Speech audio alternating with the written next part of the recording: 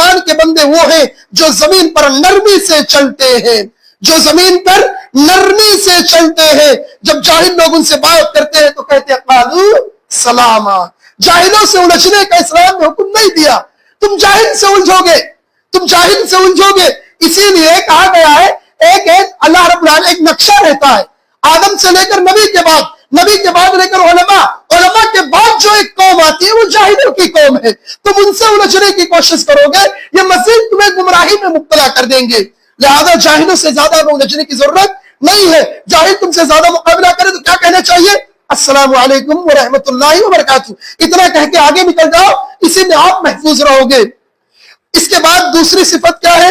پہلی صفت دیکھو، ان کی راتیں اپنے رب کے سامنے سجدہ اور قیام کرتے ہوئے گزرتی ہے۔ یہ اللہ کے بندوں کی صفت کا تذکرہ کر رہا ہوں، یہ صفت ہمارے اندر ضرور ہونی چاہیے۔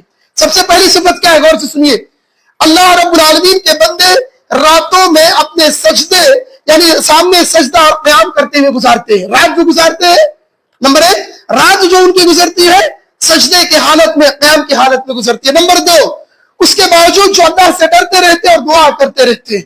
ڈرنا اور دعا کرنا یہ بھی اللہ کے بندوں کی صفت ہے۔ سورۃ الفرقان آیت نمبر 66 سے لے کر 65 سے لے کر 66 تک مسلسل اس کو دیکھیے۔ اس کے بعد تیسری صفت، وہ اللہ کے ساتھ کسی دوسرے کو معبود نہیں پکارتے۔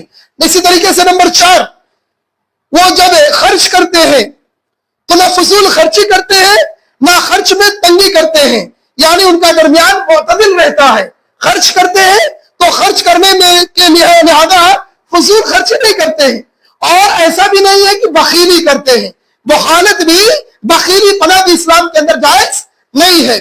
اسی طریقے سے نمبر 5، وہ اللہ کے نمبر 5 وہ کسی جان کو قتل نہیں کرتے جسے اللہ رب العالمین نے حرام کہہ دیا، مگر حق کے ساتھ، یعنی جس کے ساتھ حق ہے اسے قتل کرنے کی اجازت، اسے قتل کرتے ہیں، لہذا کسی جان کے اوپر ظلم نہیں کرتے۔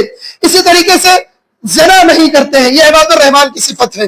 اسی طریقے سے وہ کبھی جھوٹ میں شریک نہیں ہوتے، جھوٹ نہیں بولتے ہیں۔ اسی طریقے سے وہ جب بےہودہ کام کے پاس سے گزرتے ہیں تو شریفانہ طریقے سے گزر جاتے ہیں۔ ان کے سامنے بے حیائی ہوتی ہے۔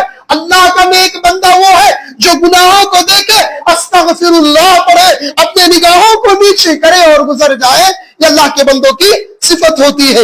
اسی میں سے ایک صفت یہ ہے، جب انہیں ان کے رب کی آیات کے ساتھ نصیحت کی جائے تو ان پر بہرے اور اندھے ہو کر نہیں گزرتے۔ لہذا جب اللہ کی قرآن کی آیتیں بیان کی جاتی ہے، رسول کی باتیں بیان کی جاتی ہے، تو وہ غور سے اس باتوں کو سنتے ہیں اور عمل کرنے کی کوشش کرتے ہیں۔ اسی طریقے سے وہ ایک صفت یہ ہے، وہ دعا کرتے رہتے ہیں، ہمیشہ دعا کرتے ہیں، ربنا هب لنا من ازواجنا وذريتنا قرة اعين واجعلنا للمتقين اماما۔ اللہ کے نیک بندے یہ دعا کرتے رہتے ہیں، اے ہمارے رب، سورۃ الفرقان آیت نمبر 74 میں اللہ تعالیٰ نے اس دعا کو برقرار رکھا ہے۔ آج اس دعا کی ضرورت ہمیں مانگنی چاہیے۔ کون سی دعا؟ اے ہمارے رب، ہمیں ہماری بیویوں، ہماری اولادوں سے آنکھوں کی ٹھنڈک عطا فرما اور ہمیں پرہیزگاروں کا امام بنا دے۔ اس دعا کو پڑھتے رہنا چاہیے۔